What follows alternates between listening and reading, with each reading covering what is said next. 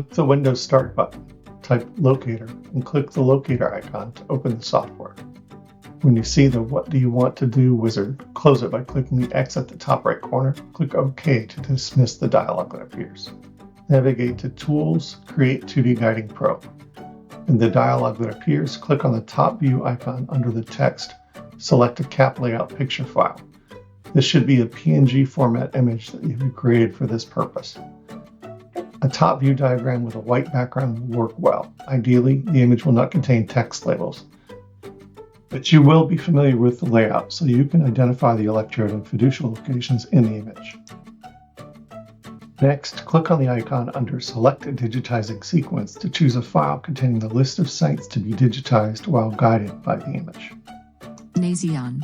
The software will immediately begin to prompt you to click on locations in the image to identify them. The red dot and the label will be placed at each location. AF7.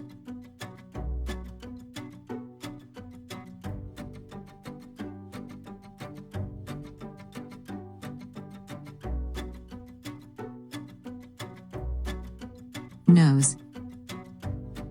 TP9. Once complete, click on the Stop button and you will be prompted to save the file. After you choose a location in a file name, you will also be asked whether you want the guiding probe to be saved in a convenient location for future use. If you answer yes, this probe will be added to the What Do You Want to Do wizard as a probe selection.